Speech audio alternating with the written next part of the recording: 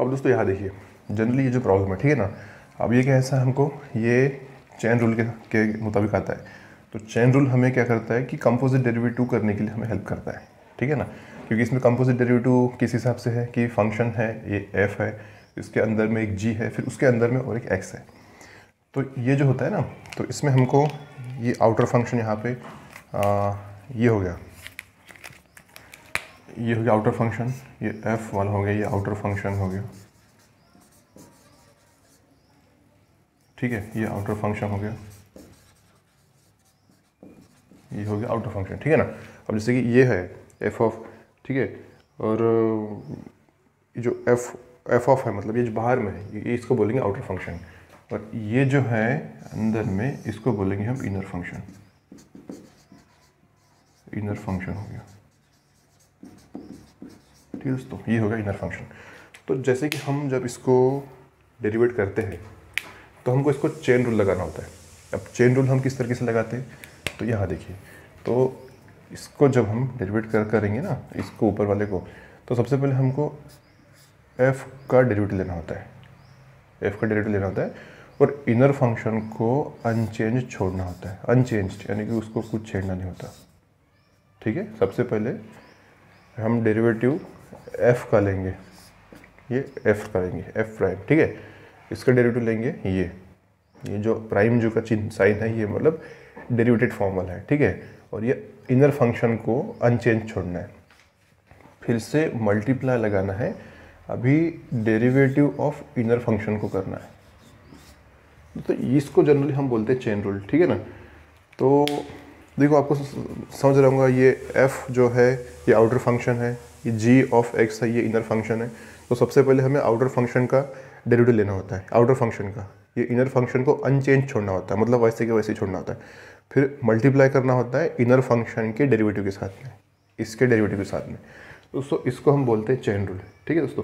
तो ये हो गया। अभी हम इसके ऊपर के कुछ एग्जाम्पल देखें। दोस्तों यहाँ पे जो है ना, यहाँ देखिए, हमको इसको डेरिवेट करना है, ठीक है, इसको हमको डेरिवेट करना है। तो देखिए यहाँ पे ये जो अभी आपको यहाँ पे देखना है कि ये जो साइन x है और एक 2x है, ठीक है, चलिए इसको हम ऐसा भी लिखते हैं। तो इसमें ये आउटर फंक्शन है, आउटर फंक्शन है, और ये इसमें इनर फंक्शन है, ये इसमें इनर फंक्शन है, ठीक है। ये हो गया आउटर फंक्शन, इनर फंक्शन। तो हमने जो बोला था कि सबसे पहले y प्राइम यानी कि डेरिवेटिव हो गया उसका, इसको dy/dx भी लिखते हैं, ठीक है। अब dx इसलिए लिखना है कि वेरिएबल हमारे यहाँ पे x है करके यहाँ पे d लिखना है। मान के चलिए कि वहाँ पे t होता, कुछ xyz होता, तो यहाँ पे भी हम t या फिर xyz लिखते हैं, जो होता है यहाँ पे वो होता, ठीक है। तो अभी देखिए, इसको लिखे हमने। तो सबसे पहले हमको डेरिवेटिव ऑफ आउटर फंक्शन लेना होता है, यानी कि साइन का हम क्या करेंगे, कॉस ले लेंगे, कॉस लिख लिया, और इनर फंक्शन को हमको अनचेंज्ड लिखना होता है, ऐसे के ऐसे ही छोड़ना होता है, ठीक है। फिर सेकंड टाइम में जब होता है कि हमको डेरिवेटिव लेना होता है 2x का, मतलब जो इनर फंक्शन का डेरिवेटिव लेना होता है। तो देखिए, हम डेरिवेटिव यहाँ पे लिखते भी है डेरिवेटिव के फॉर्म में, तो 2x ये आ गया, ठीक है, हमने वो डेरिवेटिव वहाँ पे लिख लिया। अब इसको हम करते हैं यहाँ पे, cos 2x आ गया, और डेरिवेटिव ऑफ 2x का 2 हो गया, ठीक है। अब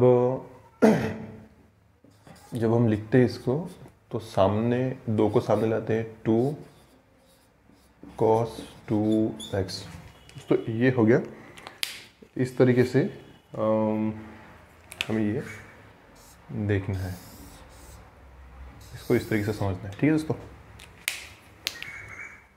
अब देखो दोस्तों, यहाँ पे उस हिसाब से आपको आउटर और इनर फंक्शन तो पता ही होना चाहिए। ये आउटर हो गया, ये इनर हो गया, ये हो गया आउटर फंक्शन,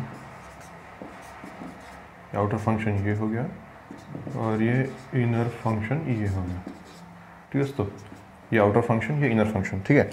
अब जब हम इसका मतलब डिफरेंशिएट करेंगे, डेरिवेटिव लेंगे, तो y प्राइम,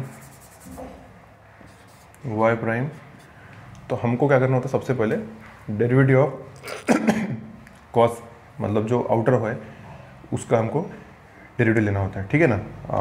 अब देखो कि d/dx हम क्या करेंगे, कॉस x माइनस 1, ठीक है। तो कॉस का क्या हो गया, माइनस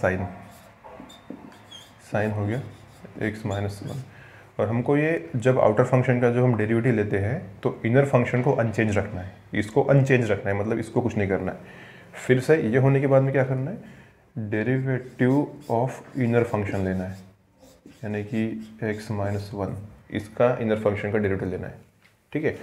अब यहाँ पे आ जाओ, माइनस साइन x माइनस 1 आ गया। अब यहाँ देखो कि वेरिएबल x है, x का डेरिवेटिव हर समय 1 होता है, और ये कांस्टेंट हो गया यहाँ पे मतलब 1 के साथ में कुछ नहीं है। अगर x वेरिएबल होता तो उसका डेरिवेटिव होता, लेकिन x के साथ में कुछ नहीं है तो कांस्टेंट है, तो कांस्टेंट का डेरिवेटिव हर समय 0 होता है, ठीक है। तो जब हम इसको लिखेंगे माइनस साइन x माइनस 1, तो दोस्तों ये आ गया, ठीक है। तो इस तरीके से इसका आंसर ये आ जाता है। अब देखिए यहाँ पे सीधी सी बात है कि जब हम y प्राइम लेते हैं तो डेरिवेटिव ऑफ tan लेना होगा, ठीक है। तो डेरिवेटिव ऑफ, जैसे कि tan हम लेंगे तो ये हो जाएगा sec स्क्वायर। अब ये इनर फंक्शन को अनचेंज रखना है, ये हो गया 3x, ठीक है। इनर फंक्शन को अनचेंज रखना है। फिर बाद में क्या करना है, मल्टीप्लाई करना है इनर फंक्शन के डेरिवेटिव से। अब देखियो dy बाय dx 3x, ये आ गया। तो sec स्क्वायर 3x, और 3x का जो डेरिवेटिव होता है वो सिर्फ 3 होता है, ठीक है।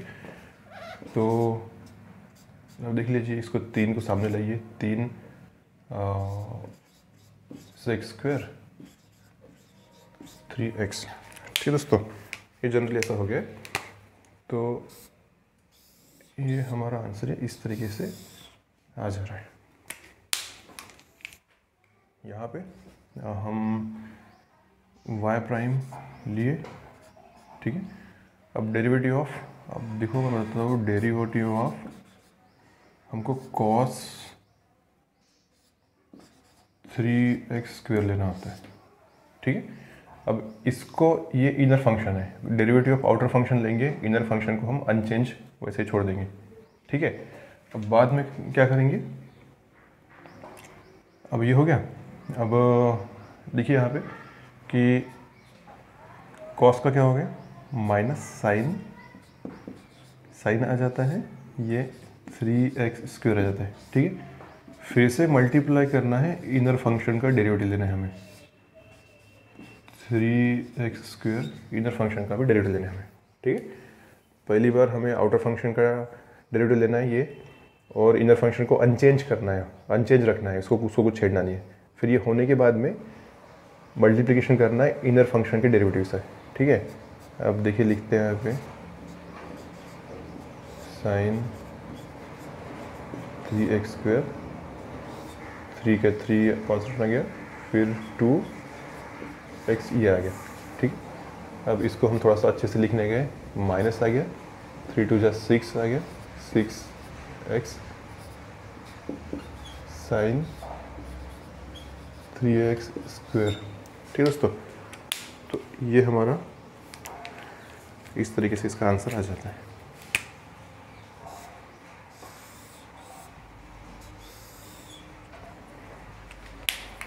अब दोस्तों यहाँ आपने देखा होगा कि यहाँ पे ब्रैकेट में cos 3 है, ब्रैकेट क्लोज होने के बाद में x स्क्वायर है, यानी कि ये वेरिएबल का स्क्वायर इधर बाहर है, यहाँ पे सिर्फ cos 3 है, ठीक है। तो इसमें कैसा है कि वेरिएबल नहीं होने की वजह से ये कांस्टेंट हो जाएगा, कांस्टेंट है ये, ठीक है, क्योंकि इसमें वेरिएबल नहीं है, यानी कि यहाँ पे x नहीं है, x नहीं है तो इसको हम कैसा है कि differentiate with respect to x नहीं कर सकते। विद रिस्पेक्ट टू x करने के लिए हमें यहाँ पे वेरिएबल होना होता है, यानी कि x होना होता है, ठीक है ना। तो कैसा होता है, यहाँ पे ये कांस्टेंट है, ये ठीक मतलब वैसे ही है कि जैसे कि हम देखो कि y is equal to 5 sine x जब करते हैं, ठीक है ना। तो हम क्या करते हैं कि dy बाई dx जब करते हैं ना, तो इसको 5 को बाहर निकाल देते हैं हम, वो कांस्टेंट ही होता है। फिर डिफरेंशिएट किसको लगाते हैं, अंदर वाली टर्म को डिफरेंशिएट लगाते हैं, ठीक है। 5 साइन का कॉस एक्स आ जाता है, ठीक है ना दोस्तों। यहाँ देखिए, अब यहाँ जनरली हमें फिर क्या क्या करना है कि D Y by D X जब हम करते हैं ना, तो इसको cos 3 को ऐसे के ऐसी वेरिएबल मतलब कांस्टेंट के हिसाब से इसको बाहर निकाल देना है। फिर डिफरेंशिएशन लगाना है एक्स स्क्वायर को, ठीक है।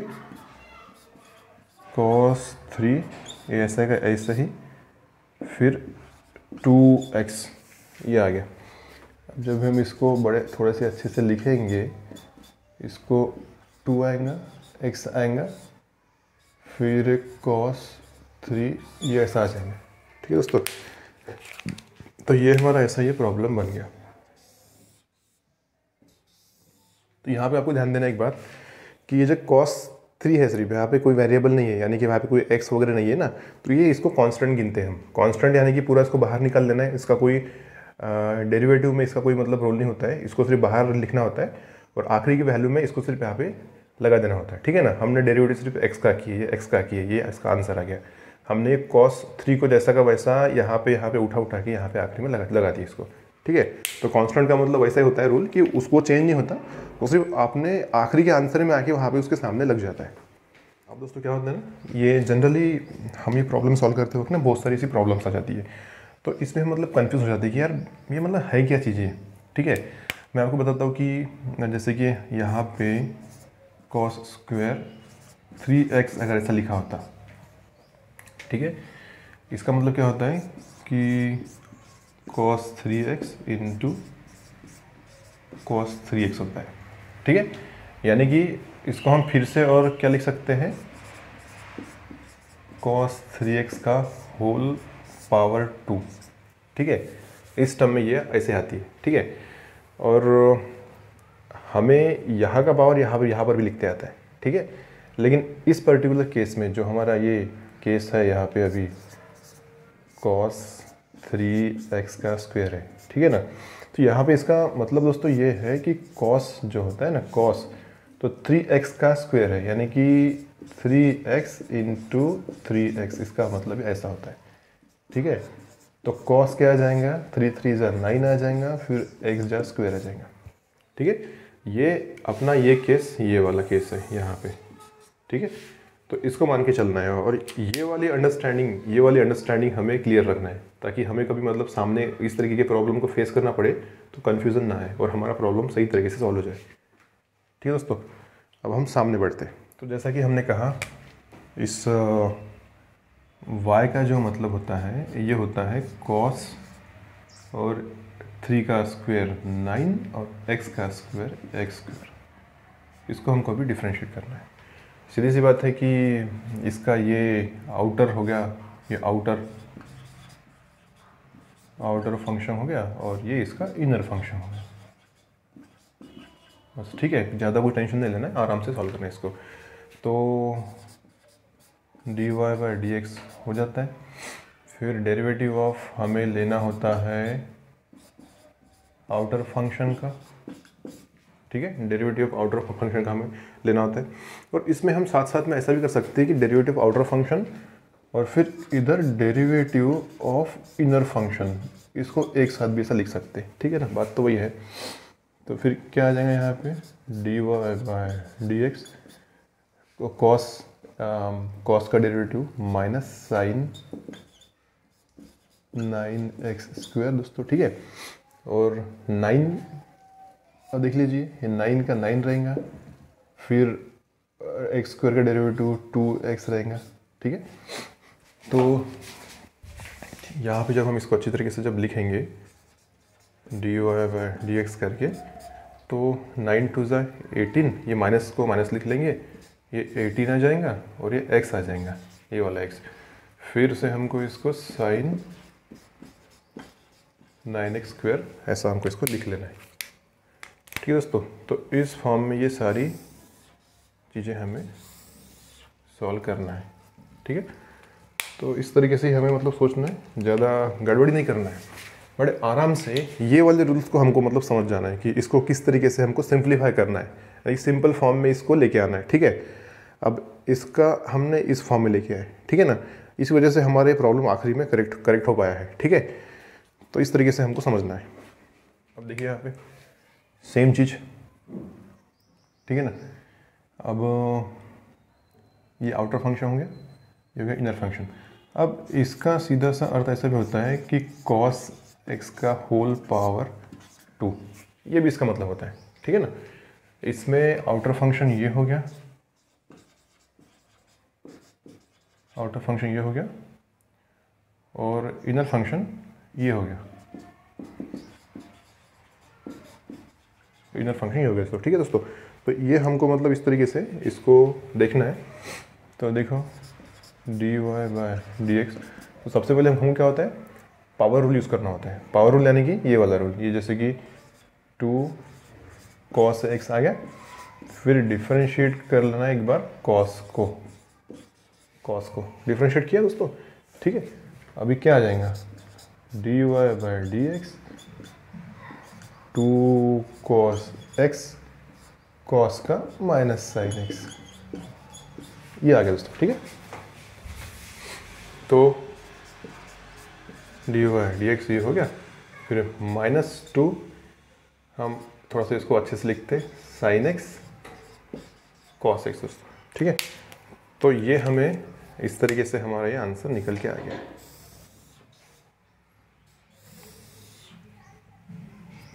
ठीक है दोस्तों। ये हो गया तुम्हारा आंसर। तो देखो ध्यान से देखिए इस प्रॉब्लम को। इस प्रॉब्लम में हमारे को जनरली रूट के टर्म में दिया हुआ है, ठीक है ना। तो हम इसको मतलब ना दो तरीके से सॉल्व करते हैं प्रॉब्लम को। एक तरीका जो हमारा होता है कि डायरेक्ट उसको हम लगा लेते हैं, जैसे कि dy बाय dx।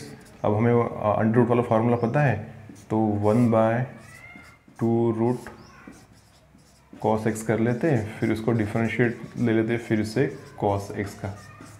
तो इसका आंसर क्या आ जाता है, cos x का माइनस साइन x आ गया divide by 2 root of cos x, ऐसे आ जाता है दोस्तों। तो ये हमारे यहाँ पे इस केस में आंसर आ जाता है, ठीक है।